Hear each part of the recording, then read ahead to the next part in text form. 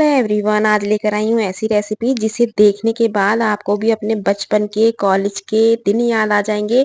क्योंकि ये एक ऐसी रेसिपी है जिसे स्कूल के टाइम और कॉलेज के टाइम सबसे ज़्यादा खाया जाता है। तो यहाँ कच्चे आम को धो के मैंने सुखा लिया है और इसे कट कर लेते हैं। और कट करते टाइम आपको इस बात का बहुत ध्यान रखना है, यदि अंदर का बीज थोड़ा भी काला है तो उसे हम अलग रख देंगे, सब्जी वगैरह में डाल लेंगे। बिल्कुल साफ आपको आम लेना है और बिल्कुल पिलपिला नहीं लेना है, बिल्कुल एकदम ताज़ा लेना है। और इसे किसी भी शेप में आप काट लीजिएगा, लंबाई में छोटे पीस, बड़े पीस। यदि छोटे बच्चों के लिए बना रहे हैं तो छोटे काटिएगा, यदि घर में सब बड़े हैं तो उस हिसाब से पीस काटिएगा। या तो लंबाई में इस तरीके से काटिएगा, या मैं दूसरा साइज दिखा देती हूँ, जो भी आपको पसंद है। तो किसी भी स्टाइल में आप इसे काट के तैयार कर लीजिएगा। तो मैं पहले यहाँ सारे आम काट लेती हूँ। तो ये सारे आम कट चुके हैं। तो अब हमें करना क्या है, कोई बड़ा बर्तन लेना है जिसमें ये सारे आम आ जाएं। तो इसे ट्रांसफर कर लेते हैं एक बड़ी परात में, भगोने में, जो भी आपके पास सुविधा हो। तो यहाँ 2.5 किलो आम भी थी, तो उसके हिसाब से बिल्कुल परफेक्ट मेजरमेंट, आपको नापने की जरूरत नहीं पड़ेगी। 2 चम्मच नमक लिया है और इसे अच्छे से मिक्स कर लेते हैं। और इसे मिक्स करने के बाद हम पूरा एक दिन इसे रेस्ट के लिए छोड़ेंगे। ऐसा नहीं है कि 2-3 घंटे के लिए छोड़ेंगे। तो इसे अच्छे से पहले मिक्स कर लेते हैं ताकि इस पूरी आमवी पे नमक अच्छे से कवर हो जाए। और इसे हमें ऐसी जगह रखना है जहाँ पानी वगैरह का काम ना हो, पानी की छींट ना चली जाए इसमें। तो इसे बहुत सुविधा के साथ बिल्कुल ऐसी जगह रखना है कि जिससे कोई हाथ भी ना लगाए। तो यहाँ अगले दिन का रिजल्ट मैं आपको दिखा रही हूँ। बहुत अच्छे से एकदम थोड़ी पीली हो जाती हैं, रंग चेंज हो जाता है। तो इसका हमें पानी अलग कैसे करना है, उसी प्लेट से ढक लेते हैं। बहुत से क्या करते हैं, छलनी में निकाल देते हैं। तो मैं जैसे निकालती हूँ वो आपको दिखा रही हूँ। इसका पानी बिल्कुल आराम से अलग हो जाता है। छलनी में लगाओगे या नीचे भगोना लगाओगे, उसमें बहुत सारे बर्तन हो जाते हैं। तो आप बस प्लेट लगाइएगा और इस तरीके से तिरछी परात कर दीजिएगा, तो सारा पानी एक एक बूंद आपका क्लियर हो जाएगा। ये देखिएगा, काफी सारा पानी निकला है। और यहाँ 2.5 किलो आम भी थी, तो उस हिसाब से पानी भी अच्छा निकला है। इस पानी को हमें फेंकना नहीं है, बहुत संभाल के साइड में रख देते हैं, क्योंकि जब हम अचार डालेंगे तो इसका हमें यूज करना होगा। तो इसे अभी मैं साइड में रख देती हूँ ढक के। अब जो आम भी है इसे हमें सुखाना है धूप में। एक एक आंबी को कपड़े पे फैला देंगे। तो उसके लिए हमें छत पे जाना पड़ेगा, जहाँ तेज धूप आती हो कहीं भी, वहां इसे सुखा देते हैं। तो मैंने यहाँ एक एक आंबी पूरी सूती कपड़े पे सुखा दी है। और आंबी को किस तरीके से सुखाना है मैं एक बार आपको दिखा देती हूँ। जो व्हाइट वाला पोर्शन होता है उसे ऊपर रखिएगा, जो ग्रीन वाला होता है उसे नीचे रखिएगा। तो इस तरीके से कम 4 घंटे की मैं इसे धूप लगाऊंगी, और 4 घंटे के बाद इसका मैं आपको रिजल्ट दिखाती हूँ।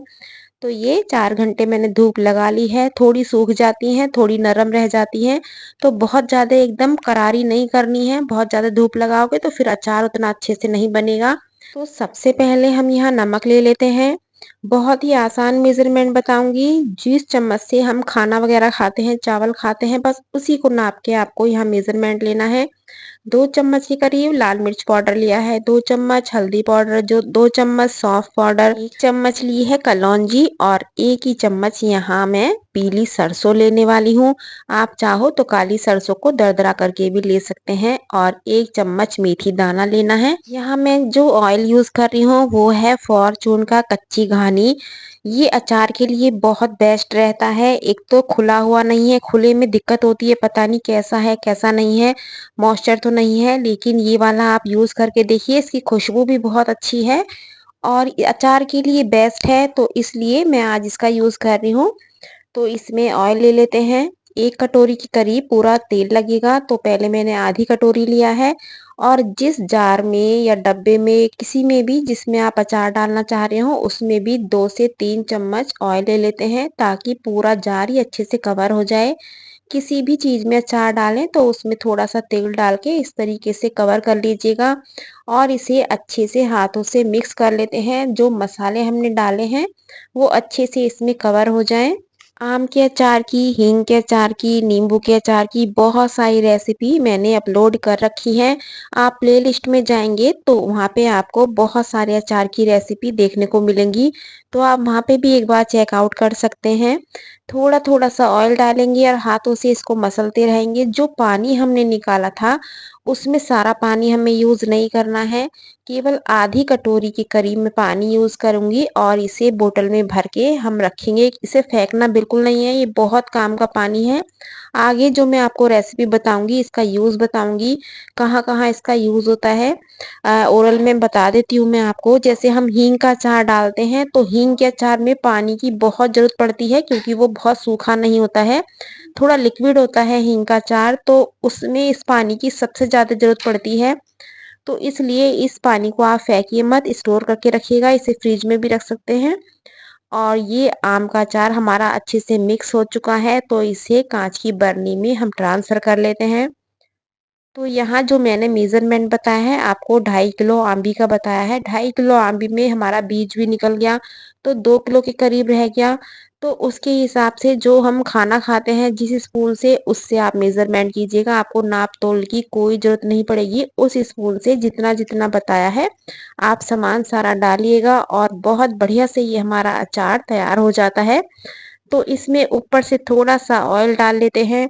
इस तेल को आप एक बार यूज़ करके देखिए, बहुत अच्छी इसकी खुशबू होती है। इसे आप घर बैठे मँगा सकते हैं, इसका लिंक मैं डिस्क्रिप्शन पे दे दूँगी।